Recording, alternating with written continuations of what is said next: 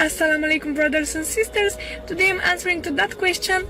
So as a Christian, I used to believe that Jesus, peace be upon him, is God.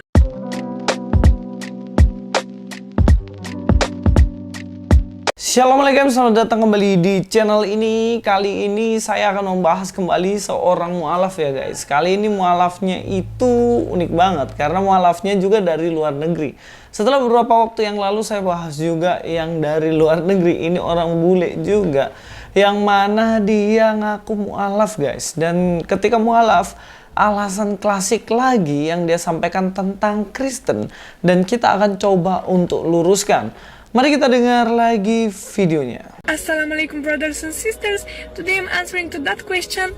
So as a Christian, I used to believe that Jesus, peace be upon him, is God, and I used to pray to him whenever I was having problems in my life or I was feeling sad.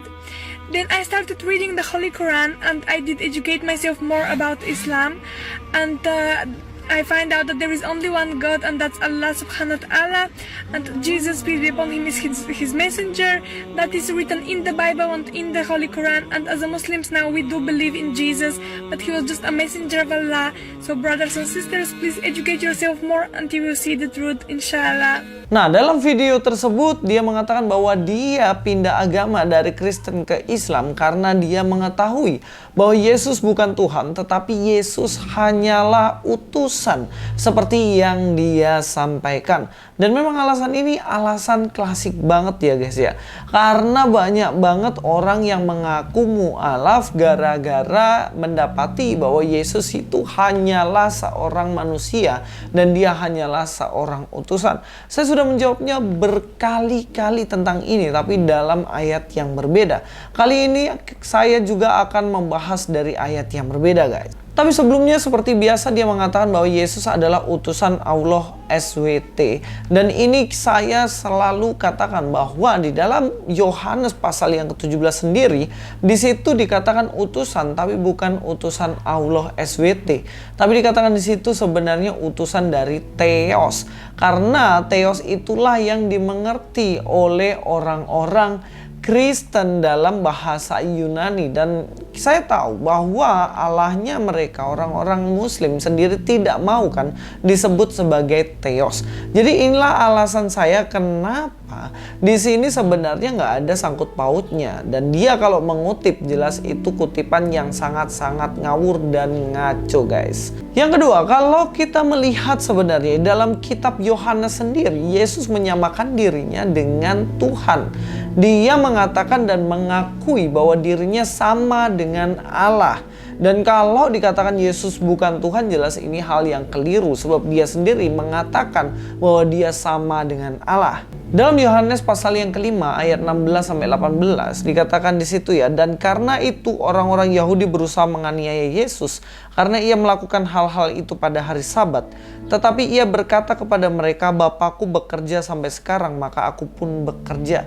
Yesus mengatakan bahwa Bapaknya bekerja sampai sekarang, maka dia juga tetap akan bekerja sampai sekarang. Dan inilah dikatakan sebab itu orang Yahudi lebih berusaha lagi untuk membunuhnya, bukan saja karena ia meniadakan hari Sabat, tetapi juga karena ia mengatakan bahwa Allah adalah Bapaknya sendiri, dan dengan demikian menyamakan dirinya dengan Allah. Paham sampai sini? Yesus menyamakan dirinya dengan Allah. Ini yang membuat orang Yahudi kesal sama Yesus, dan orang Yahudi berusaha untuk membunuh Yesus. Sehingga kalau mengacu hanya dalam Yohanes pasal 17, ya Mbok Yo kamu itu lihat juga Mbak Mualaf. Kok Mbak Mualaf orang bule ya?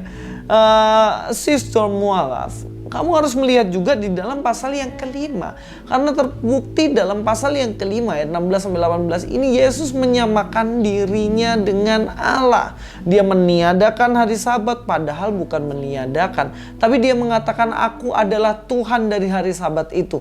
Dia berkali-kali mengatakan bahwa dirinya adalah Tuhan. Dia berkali-kali mengatakan dirinya adalah Allah, menyamakan dirinya dengan Allah. Dan itu kalian gak bisa paham dan gak bisa ngerti. Padahal seringkali banget saya sampaikan dan membahas ini. Lalu apa aja mujizat sebenarnya yang dibuat Yesus sehingga dia membuat orang terkagum-kagum sama dia? saking luar biasanya dan hanya bisa dilakukan oleh Allah sendiri. Ya jelas dalam kisah ini kalau kalian lihat di konteksnya, di ayat sebelumnya dikatakan bagaimana di sebuah kolam yang bernama Bethesda.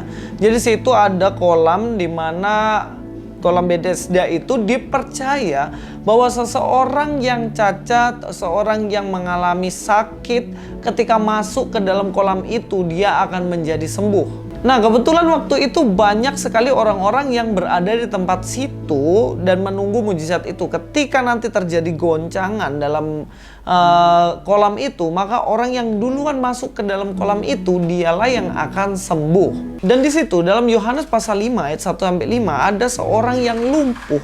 Bahkan lumpuhnya itu sudah 30 tahun, bayangin. Kalau 30 tahun tentunya ini adalah waktu yang sangat-sangat lama. Jadi nggak mungkin ini settingan kayak acara TV, bener nggak? Acara TV, acara YouTube yang banyak settingan. Dan Yesus nggak mungkin melakukan settingan. 30 tahun dia lumpuh. Dan semua orang di situ tahu bahwa orang ini lumpuh. Dia ingin kesembuhan dengan cara masuk ke dalam kolam. Tapi namanya orang lumpuh pasti terakhir. Dan terus menerus diserobot sama orang yang jelas-jelas bisa secara cepat masuk ke dalam kolam itu. Bener kan? 30 tahun dia nggak sembuh. Kemudian Yesus datang menawarkan sesuatu kepada orang ini. Di ayat 6 dikatakan ketika Yesus melihat orang itu berbaringlah di situ dan karena ia tahu bahwa ia telah lama dalam keadaan itu, berkatalah ia kepadanya, "Maukah engkau sembuh?" Ayat 7 jawab orang sakit itu kepadanya, "Tuhan, tidak ada orang yang menurunkan aku ke kolam itu apabila airnya mulai goncang, dan sementara aku menuju kolam itu orang lain sudah turun mendahului aku." Dan kata Yesus kepadanya, "Bangunlah, angkatlah tilammu dan berjalanlah." Dan pada waktu itu juga sembuhlah orang itu. Lalu ia mengangkat tilamnya dan berjalan. Tetapi hari itu hari Sabat. Sampai di sini Yesus yang mengatakan gini, orang ini kan bilang gak ada yang bawa saya ke kolam sehingga saya gak bisa sembuh. Pasti orang lain duluan. Tapi Yesus bilang, mau gak kamu sembuh?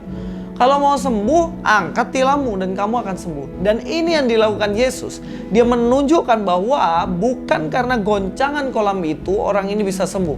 Tapi karena kuasa yang dari Yesus sendiri, orang ini sembuh. Jadi kalau dikatakan Yesus menunjukkan bahwa dia tidak hanya mengklaim dirinya adalah sama dengan Allah, tapi dia juga menunjukkan itu. Nah, coba perhatikan itu. Orang-orang gila yang di pinggir jalan bahkan mereka mengatakan dirinya Tuhan. Tapi apakah bisa melakukan kuasa mujizat semacam ini dengan kehendaknya sendiri? Tentunya enggak. Kebanyakan dari mereka hanya klaim tidak bisa membuktikan. Sama seperti klaim seorang nabi tapi kenabiannya nggak bisa dibuktikan. Contohnya kayak gitu. Nah dari sini orang-orang Yahudi membenci Yesus. Dan mereka berusaha membunuh Yesus. Karena apa? Karena dia melakukan mujizat kesembuhan di hari Sabat. Karena dia adalah Tuhan atas hari Sabat. Dan dia menyamakan diri dengan Allah. Jadi sebelum Anda mu'alaf dan mengatakan banyak hal, ya belajar dulu lah tentang ayat-ayat ini. Dalam kitab Yohanes tuh banyak tentang sampaian Yohanes. Yohanes menyampaikan tentang Yesus yang adalah Tuhan dan Allah. Jadi sampai sini saya luruskan, mudah-mudahan ini menjadi berkat buat kalian semuanya. Semakin mendalami Alkitab dan semakin mengenal Alkitab. Jangan lupa juga mengikuti belajaralkitab.com, yaitu dimana di situ kita akan belajar banyak tentang Alkitab. Sampai ketemu di video selanjutnya. Luis Prasetyo di sini. God be with you all.